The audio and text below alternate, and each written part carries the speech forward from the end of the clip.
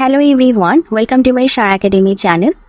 আজকে আমরা দেখব যে আপনারা যখন এসইও কাজের জন্য আপনার বায়ারকে পোর্টফোলিও তৈরি করে পাঠাবেন, সে পোর্টফোলিওটা কিভাবে পাঠাবেন এবং সেটা তৈরি করতে বেসিক্যালি আপনার কি কি বিষয় জানতে হবে, কি কি বিষয় মাথায় রেখে আপনার পোর্টফোলিওটি তৈরি করতে হবে, সেই বিষয়ে ডিসকাস করব।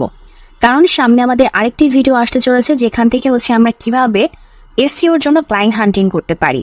সো এসইওর জন্য ক্লায়েন্ট হান্টিং এর ভিডিওর আগে এই ভিডিওটা খুবই গুরুত্বপূর্ণ ছিল, তাই আমি প্রথমে এই ভিডিওটি দিচ্ছি এবং পরবর্তীতে যখন ক্লায়েন্ট হান্টিং এর ভিডিওটি আসবে, সেটা আসার পরে আমি অবশ্যই সেই ভিডিওর লিঙ্ক ডেসক্রিপশন বক্সে দিয়ে দিব এবং ওই ভিডিওতেও এই ভিডিওর পরবর্তীতে যে ভিডিওটি আসবে সেই ভিডিওর ডেসক্রিপশন বক্সেও আমাদের আজকের ভিডিওর লিঙ্কটা থাকবে, যাতে করে আপনারা ওই ভিডিওতে গিয়েও বুঝতে পারেন যে আমাদের আজকের ভিডিওটার কতটুকু গুরুত্ব রয়েছে।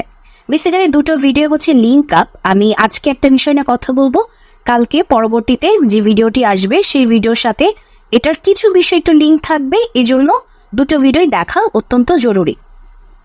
তো এখন আমি যে বিষয় নিয়ে আজকে কথা বলতে চাচ্ছিলাম যে আমাদের পোর্টফোলিওর যে বিষয়টি।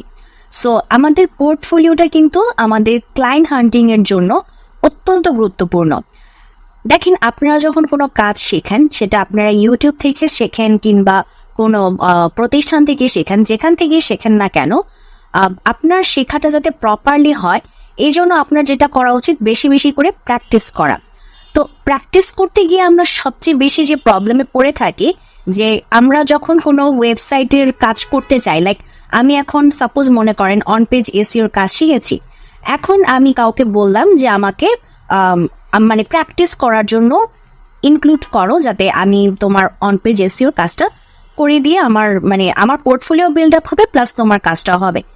ইউজুয়ালি আপনি এটা এখন ক্লায়েন্ট বলেন বা কোনো পরিচিত কাউকে বলেন, সে আপনাকে কিন্তু দিতে চাইবে না। সাপোজ মনে করেন আপনি কোনো আপনার এক বড় ভাই বা বড় বোনকে বললেন, সে এরকম এসইওর কাজ করে, তো তার কাছে কোনো ক্লায়েন্ট আছে, সে ক্লায়েন্টের কাজটা আপনি করে দিবেন, এটা তাকে বললেন।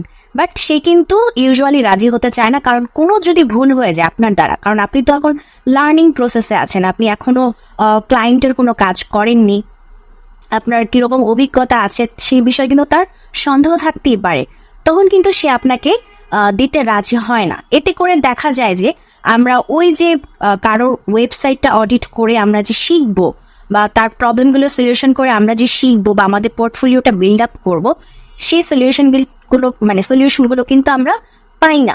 এর পাশাপাশি অনেক সময় দেখবেন যে আমাদের বিভিন্ন ধরনের ইন্টার্নের অপরচুনিটি থাকে, কিন্তু এই ইন্টার্নের অপরচুনিটি কিন্তু অত ভাস্ট লেভেলে থাকে না। যদি আপনি ইন্টার্ন খুঁজে নাও, আপনি যদি নন পেইড ইন্টার্ন হিসেবেও যুক্ত হতে চান কোনো একটা কোম্পানির সাথে, জাস্ট বিকজ আপনার পোর্টফোলিওটা যাতে একটু ভালো করতে পারেন, কারণ কোম্পানির সাথে কাজ করলে তো আপনার অনেক বিষয় শেখা হবে, জানা হবে, অনেক মানুষের সাথে আপনি ইনভলভ হতে পারবেন, আপনি আরো অনেক বিষয় জানতে পারবেন। বাট এটা না, যদি প্রতিটা কোম্পানি এই সুযোগটা দিত তাহলে আমাদের জন্য সুবিধা হতো, বাট সেই লেভেলে আমরা কিন্তু সুবিধাটা পাই না। পাশাপাশি আবার এই সিচুয়েশনও থাকে, আমরা যখন ফ্রিল্যান্সিং শিখি এই চিন্তা করে শিখি যে আমরা ঘরে বসে ইনকাম করব, কিন্তু দেখা যায় যে অনেক সময় ইন্টারনেট যে বিষয়টা থাকে, তারা গিয়ে অফিসটাকে প্রিফার করে, রিমোটটাকে অতটা প্রিফার করে না, অফিস জবটাকে প্রিফার করে। তো তখন দেখা যায় যে ওই যে আপনি যে উদ্দেশ্যে আসলে ফ্রিল্যান্সিং শিখলেন সেই উদ্দেশ্যটা সফল হলো না। তো এরকম বহু সমস্যা আমাদের দেখা দেয়, যার কারণে আমরা পোর্টফোলিওটা বিল্ড আপ করতে অনেক প্রবলেম ফেস করি, এবং পরবর্তীতে আমরা যখন কোনো ক্লায়েন্টের কাজ করতে যাই, সে যখন আমাদের কোনো ভালো পোর্টফোলিও দেখে না, তখন কিন্তু সে আমাদেরকে কাজ দিতে চায় না।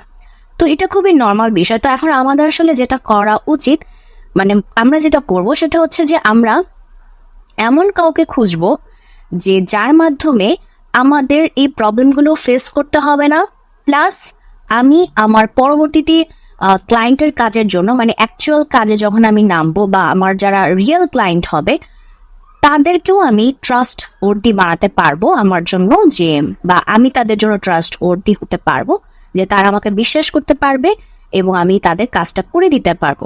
এখন সেটা কিভাবে, সেটাই আজকে আমরা আমাদের ভিডিওতে দেখব। আচ্ছা, তো এটার জন্য আমাদের ফার্স্টে যেটা করতে হবে, অবশ্যই গুগলে চলে আসতে হবে এবং গুগলে এসে বিভিন্ন ধরনের আমাদের কিওয়ার্ড আছে আমরা জানি, তো সেসব কিওয়ার্ড হচ্ছে আমরা সার্চ করে দেখব। তো আমি আপনাদেরকে জাস্ট মানে আপাতত একটা এক্সাম্পল দেখানোর জন্য জাস্ট একটা কিওয়ার্ড নিতেছি। মনে করেন কার washing companies in California, suppose মনে করেন কার ওয়াশিং কোম্পানিজ ইন ক্যালিফোর্নিয়া। তো আমি এখন সার্চ করলাম, এখন আমার কিছু কি করবে, আমার ক্যালিফোর্নিয়াতে যেসব কার ওয়াশিং কোম্পানিজ আছে, মানে কার ওয়াশের কাজগুলো করে, সেসব কোম্পানির লিস্ট আমাকে দিবে। বাট নেট এত স্লো কেন? নেট অনেক স্লো হচ্ছে। আচ্ছা, নেট কি চলে গেছে? আমি একটু দেখিনি।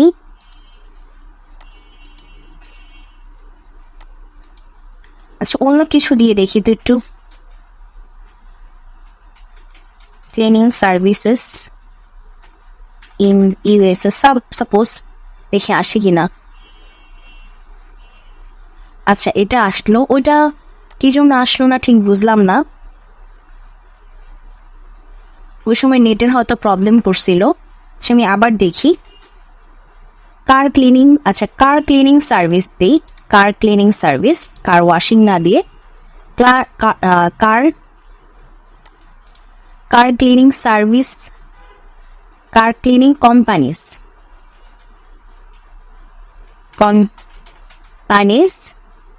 In USA. সাপোজ এই যে এখানে কার ওয়াশ কোম্পানিজ আসছে, car wash companies in USA.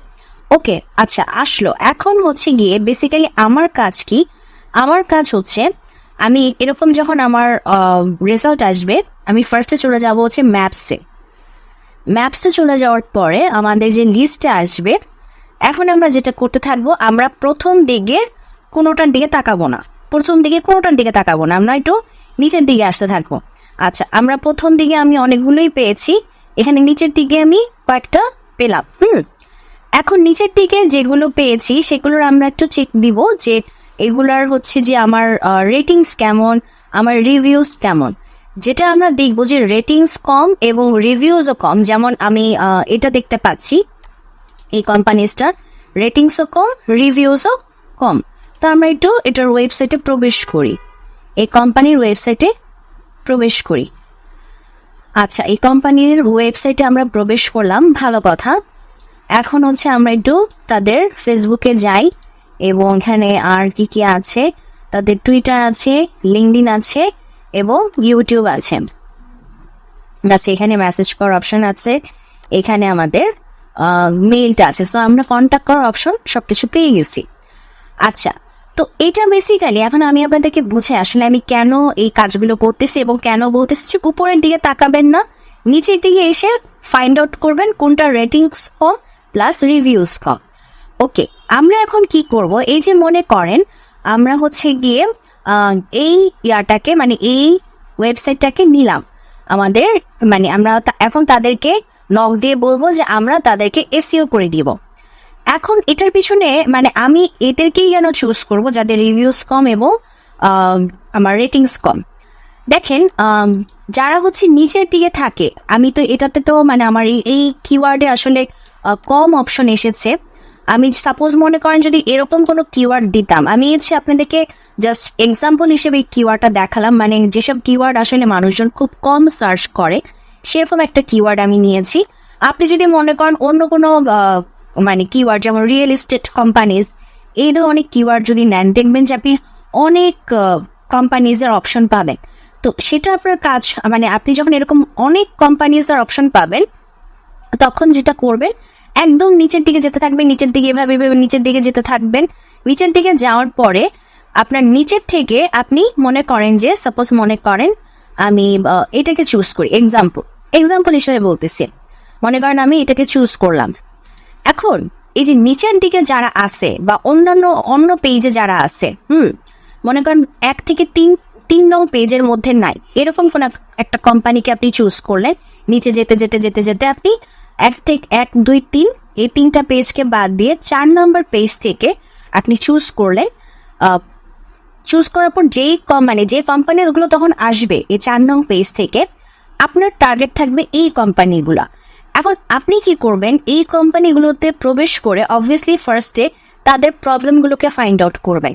হ্যাঁ, প্রবলেমগুলোকে ফাইন্ড আউট করে তারপর তো অবভিয়াসলি তার প্রবলেম সহ আপনি তাকে মেসেজ করবেন।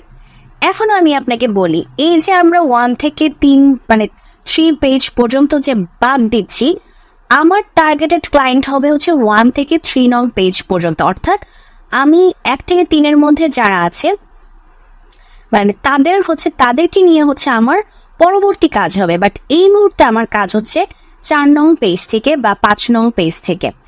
তো এদেরকে আমি কেন টার্গেট করব, এই 4-5 পেজওয়ালাদেরকে বা এই পরের পেজওয়ালাদেরকে? এদেরকে আমি এই জন্যই টার্গেট করবো কজ এদের যে কাজগুলো আমি করব সে কাজগুলো ফ্রিতে করে দিব। বুঝতে পেরেছেন? মানে তাদের যে প্রবলেমগুলো, ফার্স্টে তো আমি প্রবলেমগুলো ফাইন্ড আউট করবো। প্রবলেমগুলো ফাইন্ড আউট করে তাকে আমি মেসেজ করব এবং মেসেজ করে আমি বলবো তার এই প্রবলেমগুলো আমি সলভ করে দিব এবং সেটা সম্পূর্ণ ফ্রিতে। এখন আপনি চিন্তা করতে পারেন আমি এত কষ্ট করে তার জন্য কাজ করে দিব ফ্রিতে, কিন্তু এই ফ্রিটাই পরবর্তীতে আপনার জন্য অনেক লাভবান হওয়ার একটি চান্স তৈরি করে দিবে। সাপোজ মনে করেন আপনি এরকম অনেকজনকে অ্যাপ্রোচ করলেন যে আপনি তার ওয়েবসাইটটা ঠিক করে দিবেন, বা অন পেজ এসইও বা অফ পেজ এসইও বা টেকনিক্যাল এসইও যেটাই বলেন না কেন, আপনি এই এসইও রিলেটেড কাজগুলো করে দিবেন, কিন্তু সেটা সম্পূর্ণ ফ্রিতে করে দিবেন। এখন সাপোজ মনে করেন সে আপনাকে দিয়ে দিল, ঠিক আছে, ফ্রিতেই যখন বলতেছে দিয়ে দিই, কাজ করুক, দেখি কি করতে পারে। এখন আপনি তো আপনার কাজ তো আপনি প্রপারলি করবেনই, তাই না? এবং প্রপারলি করলে যেটা হবে, অবশ্যই তখন ওয়েবসাইটটা র্যাঙ্ক করবে, আপনি তখন তাকে বেটার পজিশনে নিয়ে এসে পড়তে পারবেন। এই যে আপনি তাকে র্যাঙ্ক করালেন, এটাই তো আপনার লাভ। তখন আপনি কি করবেন, ওই বিষয়টাকে আপনি আপনার পোর্টফোলিওতে রাখবেন যে এই ওয়েবসাইটকে আমি অডিট করেছিলাম, এই ওয়েবসাইটকে আমি র্যাঙ্ক করে দিয়েছি। এখন আপনার যে পরবর্তীতে ওই যে 1 থেকে 3 পেজে যারা আছে তাদেরকে যখন আপনি টার্গেট করবেন, এই যে তখন আপনি এই মানে রিপোর্টটা দেখাতে পারবেন, বা এই রিয়েল রিপোর্ট, এটা তো রিয়েল রিপোর্ট তাই না, এই রিয়েল রিপোর্টটা আপনি তখন তাকে দেখাতে পারবেন। তো এর জন্য প্রথম দিকে এই পেজে যেগুলো আছে মানে পরের পেজগুলোতে বা নিচের দিকে যারা আছে তাদেরকে আপনি ফ্রিতে সার্ভিস দেওয়ার জন্য অফার দিবেন। এবং আসলে ফ্রি সার্ভিস মানে প্রোভাইড করার কথা বললে তারা নিবে না, এটা খুব কমই হবে। তো আপনি চেষ্টা করবেন যদি আপনাকে কাজ দিয়ে দেয় তখন অবভিয়াসলি মানে আপনার ডেডিকেশন দিয়ে সে কাজটা ঠিক মতো কমপ্লিট করবেন এবং চেষ্টা করবেন তাকে র্যাঙ্ক করিয়ে দেওয়ার। তো এমনও হতে পারে যে আপনি মানে প্রথম কাজটা আপনি ফ্রিতে করলেন, এখন এসইওর কাজ তো আমরা জানি যে জিনিসটা কন্টিনিউয়াসলি করতে হয়, তাই না?